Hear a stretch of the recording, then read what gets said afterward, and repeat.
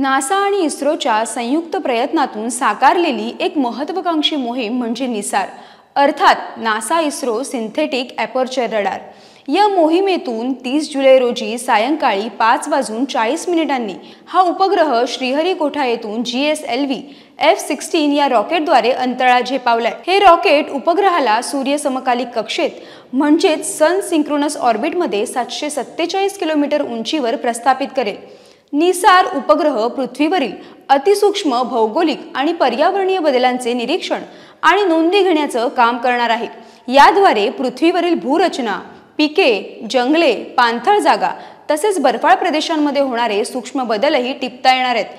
हा रडार उपग्रह असल्यानं दिवसा किंवा रात्री, पावसात किंवा ढगाळ हवामानात देखील तो प्रभावी निरीक्षण करू शकतो। निसारकडून मिळणाऱ्या नोंदी जगभरातील शास्त्रज्ञांसाठी मोफत उपलब्ध होणार आहेत। या उपग्रहाचं वजन 2393 किलो इतके असून या संपूर्ण मोहिमेसाठी तब्बल 12,000 कोटी रुपये खर्च करण्यात आलेत।